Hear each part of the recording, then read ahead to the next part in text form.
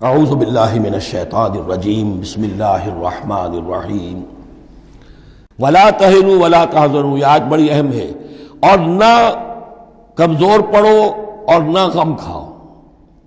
وانتم الاعلون ان کنتم مؤمنین، ہمارا پختہ وعدہ تمہارے ساتھ یہ ہے کہ تم ہی سربلند ہوگے، آخری فتح تمہاری ہوگی، تم ہی سب سے اونچے ہوگے بشرطے کہ تم مومن ہوئے۔ اور اس آیت کا میں حوالہ دیا کرتا ہوں، آج دنیا میں ہم ذلیل ہیں، اعلیٰ تو نہیں ہے، بلند تو نہیں ہے، نتیجہ کیا نکلتا ہے؟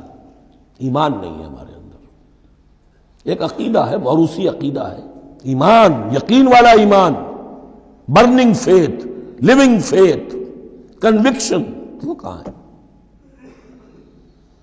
یا پھر قرآن اللہ کا کہنا جھوٹ ہے، انتم الاعلون ان کنتم مؤمنین، ہو نہیں سکتا کہ امت کے اندر ایمان موجود ہو اور پھر وہ دنیا میں ذلیل و خوار ہو۔ ان یمسسکم قرح فقد مس القوم قرح مثلہ، اب ظاہر بات ہے کہ اتنی بڑی جو ایک چوٹ پہنچی تھی، 70 صحابہ شہید ہو گئے، اس میں حضرت حمزہ بھی ہیں، مصعب بن عمیر بھی ہیں، انصار کا کوئی گھرانہ نہیں تھا۔ واپس جب آئے ہیں حضور صلی اللہ علیہ وسلم اور مسلمان، تو ہر گھر میں کوحرام مچا ہوا، اس وقت تک میت پر بین کرنے کی بھی ممانعت نہیں ہوئی تھی، تو عورتیں جو ہیں وہ مرثیے کہہ رہی تھیں، بین کر رہی تھیں، ماتم کر رہی تھیں۔ اس حال میں خود حضور صلی اللہ علیہ وسلم کی زبان مبارک سے الفاظ نکل گئے، اما حمزہ تو فلا بواکی لہو، ہائے حمزہ کے لیے تو کوئی رونے والی بھی نہیں، کیونکہ حمزہ کی کون یہاں خواتین ہیں رشتہ دار، حمزہ تو مہاجر تھے۔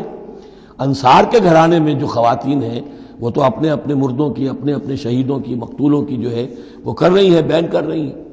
اس پر پھر انصار نے جا کر اپنے گھروں سے خواتین کو حضرت صفیہ کے گھر بھیجا، حضرت حمزہ کی ہمشیرہ، کہ وہاں جا کر تعزیت کرو۔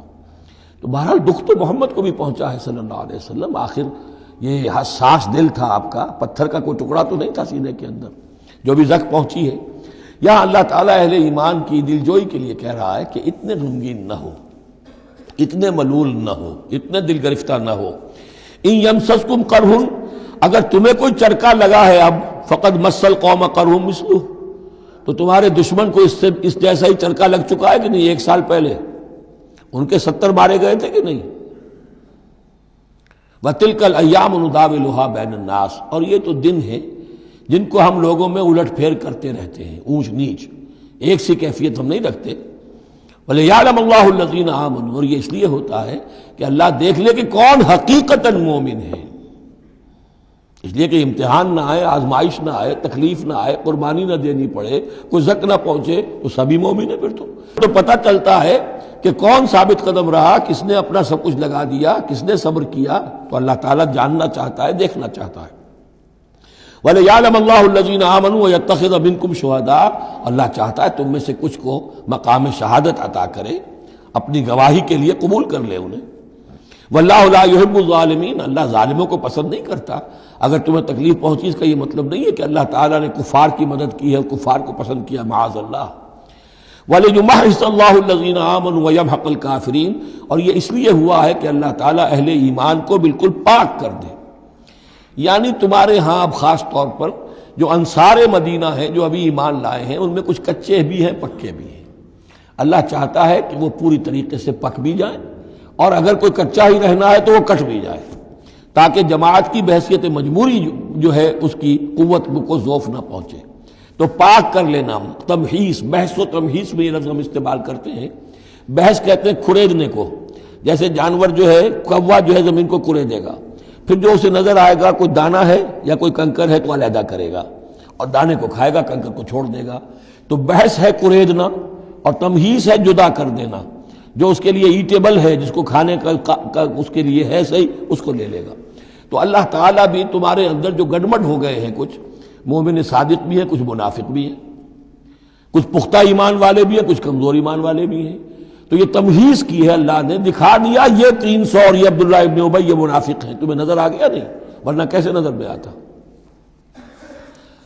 وَلِيُمَحِّصَ اللَّهُ الَّذِينَ آمَنُوا، تاکہ اللہ تعالیٰ اہل ایمان کو بالکل خالص کر دے، وَيَمْحَقَ الْكَافِرِينَ، اور کافروں کو مٹا دے۔ ام حسبتم ان تدخلوا الجنہ، اب یہ آیت تقریباً وہی ہے وہ جو اس سے پہلے ہم پڑھ چکے ہیں۔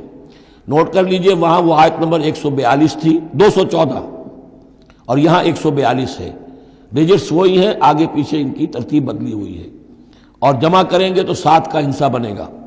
آیت نمبر 214 تھی، ام حسبتم ان تدخلوا الجنہ ولما یاتکم مثل الذین خلوا من قبلکم مستهم الباساء والضراء وزلزلوا حتى يقول الرسول والذین آمنوا معه متى نصر اللہ الا ان نصر اللہ قریب۔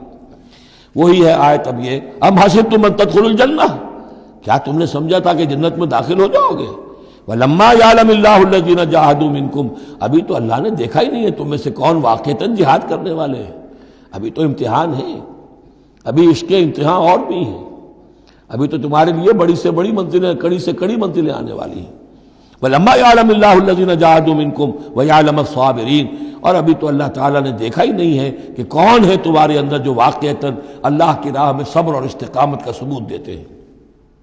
وَلَقَدْ كُنْتُمْ تَمَنَّوْنَ الْمَوْتَ مِنْ قَبْلِ أَنْ تَلْقَوْهُ، اور تمہارا حال یہ ہے کہ تم موت کی تمنا کرتے تھے اس سے پہلے کہ وہ ان سے ملاقات ہوئی۔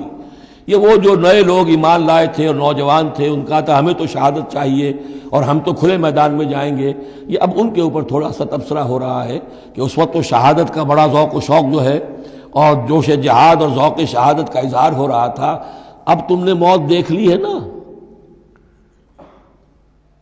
تو یہ ہے موت، اتنی اچھی چیز نہیں ہے موت، اتنی آسانی سے انسان اسے قبول نہیں کرتا۔ وَلَقَدْ كُنْتُمْ تَمَنَّوْنَ الْمَوْتَ مِنْ قَبْلِ أَنْ تَلْقَوْهُ، تم تمنائے کرتے تھے موت کی، شہادت کی، اس سے پہلے کہ اس سے ملاقات ہوتی۔ فَقَدْ رَأَيْتُمُوهُ وَأَنْتُمْ تَنْظُرُونَ، تو اب تم نے اسے دیکھ لیا ہے اپنی آنکھوں سے، نگاہوں سے موت نکلی۔ صدق اللہ العظیم۔